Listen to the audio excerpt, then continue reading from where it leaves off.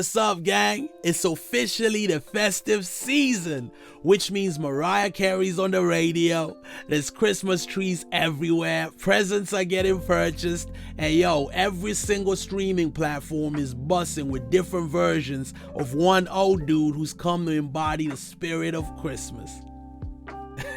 Not him. We are, of course, talking about the homie Ebenezer Scrooge. Hey, this dude's been reimagined, rebooted more than James Bond, Doctor Who, and Batman. So I thought it would be fun to do a deep dive into why we keep dragging this grumpy Victorian millionaire out of retirement to teach him the same lesson every December, and why it still hits every time. Alright, jump into the DeLorean with me. We're going back to 1843. We land smack in the middle of the United Kingdom. Queen Victoria is running things. The air is cold. The fog is thick. We got horse-drawn carriages clattering everywhere. We got chimney sweeps climbing buildings like Victorian Peter Parkers. Hey, don't worry about those little kids working in the factories, man. It's a different time. Child labor laws don't exist yet. Alright, so listen. We don't want to draw any attention to ourselves. We want to blend in. So if you go through that box in the back, we got some Victorian drip in there, okay? We got some clothes we can change into. We got them long black coats, top hats, you know what I'm saying? Get your Peaky Blinders on, baby. And for the ladies, for the ladies who've joined us on this trip, it's not the most comfortable drip, okay? You're gonna have to squeeze into them corsets, them huge skirts, bonnets, all that fabric for days. Please, if we could all try and stick together, that would be lovely. I know the streets are super crowded and crazy. Yeah, what's that smell? Oh yeah, you get used to that. You get used to that. Isn't that right, Jim? Jim. What? The smell. I was saying after being here for a minute, they'll get used to the smess. Not really. Okay, Jim. It's our 7th trip to the Victorian area, and it still smells like okay, Jim. Look, you guys are getting the authentic experience, okay? It's 1843, okay? There's no bins, no sanitation. There's sewage in the Thames. Yup, there's that. Basically, the gap between the rich and the poor is insane. Good to see not a lot has changed, huh? Yeah, but it's a lot worse in the 1800s, okay? The wealthy are living it up in warm drawing rooms with fancy candles and goose dinners, while the poor, they're freezing in tenements, working 14-hour days. It sucks, okay? It sucks, but we're here to witness the publishing of a story that changes Christmas forever. Like real talk. The things we associate with Christmas, family coming together, the food, the drinks, the games, the dancing, all of that. It was inspired by Charles Dickens' A Christmas Carol. The book is an instant success. The first edition's gonna sell out by Christmas Eve 1844. There's something magical about the character Ebenezer Scrooge that just resonated with people in this time period, and also for generations to come. All right, everyone, settle down. Yeah, okay, let's get started. Okay, how's it going, everyone? You are all here because you've been handpicked by Santa himself. Yeah, that's right, the big guy. Out of all the elves who applied for the position, he feels you have the most potential. And Mrs. Claus, myself, and the rest of the board, we are all in agreement. So you should be very proud of yourselves. Getting to this stage is a huge achievement, okay? No one can take that away from you.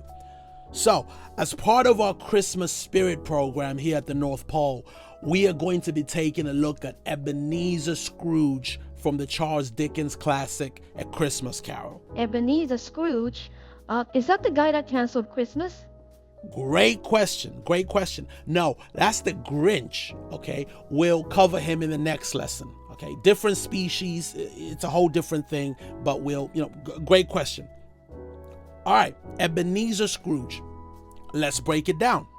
Ebenezer Scrooge is a Victorian millionaire who hates everything. Okay, he's a miser, he's greedy, he hates Christmas, he hates joy, he hates charity. Heck, he probably hates puppies. I don't know. Dickens didn't specify, but we can assume. Now, you might be wondering why we're even studying this man. Simple. Because Scrooge is the best lesson in how Christmas spirit can transform even the most stubborn, crusty human being. If he can be redeemed, anybody can, right? Even Carl from accounting.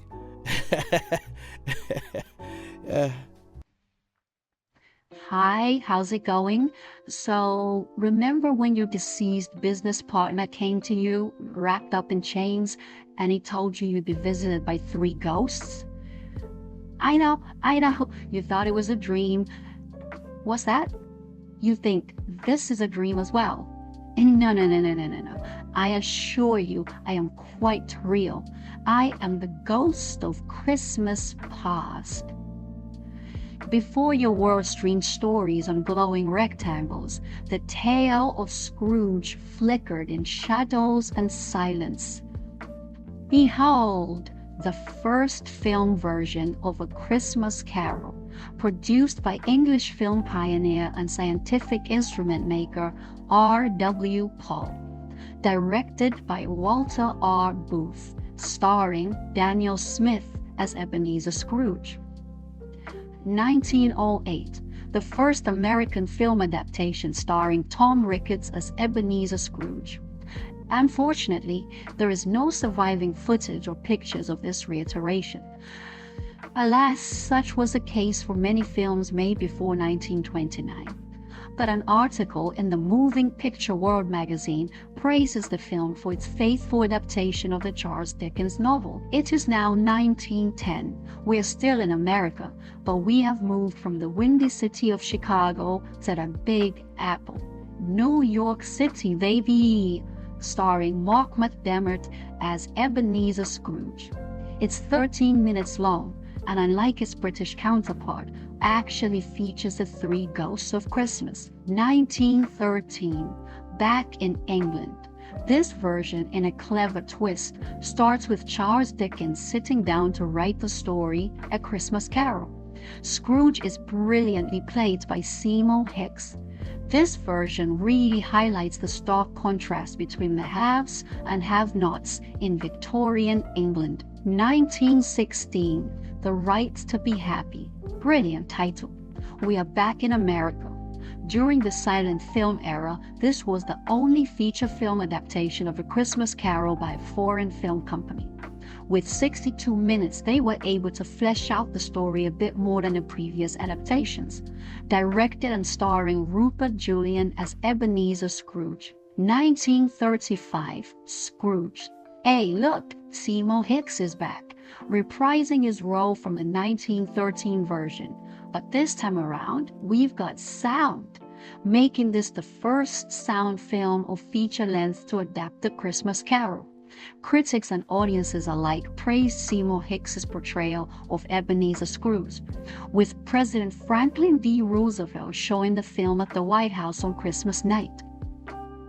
1938, America gives us A Christmas Carol, starring Reginald Owen as Scrooge. This particular adaptation is unique in the fact that Scrooge actually delivers on his threat to fire Bob Cratchit. This makes his redemption arc that much more satisfying. Another thing to note was the casting of Anne Rutherford as the ghost of Christmas past. She famously went on to star as Corinne O'Hara in Gone with the Wind. It's a different take on the character, but personally, I think she captures the beauty of the ghost of Christmas past perfectly. 51. This one is regarded by many as the definitive adaptation, mostly due to Alistair Sim's iconic performance. The film fleshes out Scrooge's backstory by explaining that his mother died giving birth to him, causing his father to resent him. The dark Gothic atmosphere captures the bleakness of Victorian London perfectly and highlights the power of human connection and the true meaning of Christmas. 1970, A Christmas Carol gets a musical adaptation, starring Albert Finney as Scrooge. One of the most memorable additions to this adaptation is the song Thank You Very Much, which sees Scrooge's debtors gleefully dancing on his coffin and celebrating his death, highlighting just how disliked he truly was. Thank you very much. Thank you very much. That's the nicest thing that anyone's ever done for me. I may sound awful Dutch, but my delight is such. I feel as if a losing war's been won for me. And if I had a flag, I'd hang me flag out to add a sort of final victory touch. But since I left me flag at home, I'll simply have to say thank you very, very, very much. Another controversial addition was Scrooge falling into his grave and going to hell, a scene which was cut from most television broadcasts for being too dark. Lo and behold, the 90s, 1992 to be exact. It's the end of the Cold War. Bill Clinton is the newly elected US president. Sir Mix-a-Lot is waxing lyrical about big butts. Street Fighter II is revolutionizing gaming, and we have a new iteration of A Christmas Carol, this time spearheaded by the Muppets. What would have been a silly adaptation is surprisingly faithful to the source material, with Michael Caine playing Ebenezer Scrooge with complete sincerity. It manages to balance warmth, humor, and bleakness, going down as a cult classic. Hey, what's good, fam? It's me, okay, your boy, the Ghost of Christmas Present. You know what I'm saying? Some would say I'm not the best ghost, because I can't go back that far into the past or into the future. But anyone who's saying that is just a hater, bro. Cause look, the past is just the past, man. You know what I'm saying? Like, what was so good about it anyway? Like, we had polio back then. You know what I'm saying? Like, kids had nothing to do. Just outside riding their bikes. Rubbish graphics in the video games. Like, all they had on their phone was like Snake. You know what I'm saying? No, thank you.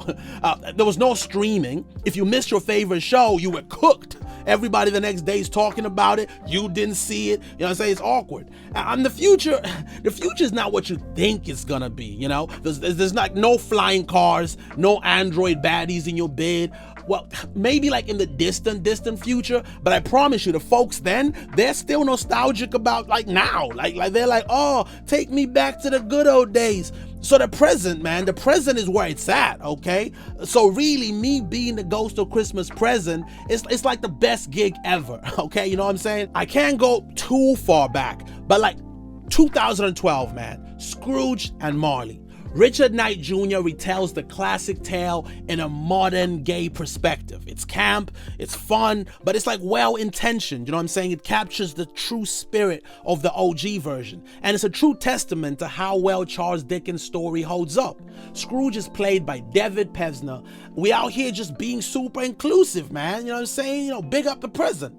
Oh, and check this out, 1988. Bill Murray plays a modern day version of Scrooge. He's ruthless, you know what I'm saying? He's cynical, he's a TV executive. It's a modern retelling, but it captures the energy and feeling of A Christmas Carol perfectly.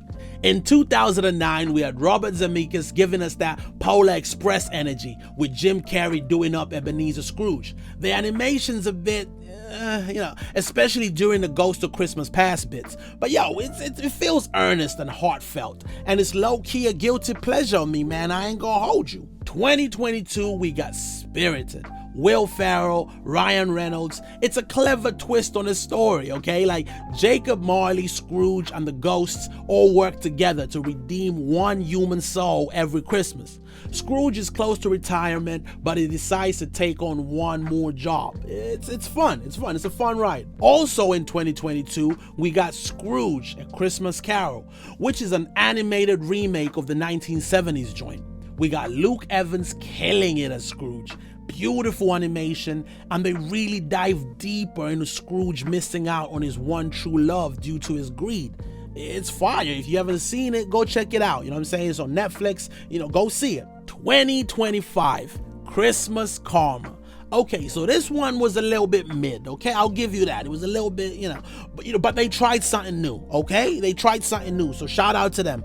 They went for like a Bollywood flavor. Scrooge is reimagined as this selfish Indian businessman played brilliantly by Kunal Nayyar from the Big Bang Theory. You know what I'm saying? So it's dope. It's dope, big up the present, man. Like As the ghost of Christmas present fades away, the lights dim, the candles flicker, and from the shadows emerges the final figure, the ghost of Christmas yet to come, silent, pointing, cloaked up, no dialogue. And he points, not at Scrooge this time, but at us, a reminder that the future isn't written, that who we choose to be this Christmas echoes into the years ahead. That's really why Scrooge keeps getting remade. Not because studios need holiday content, even though they low-key do, but because this story still matters. Kindness matters. Generosity matters. Family, community, redemption, it matters. So take the lesson, gang. Be the version of you your future self would be proud of. If you've made it this far, please give the video a like.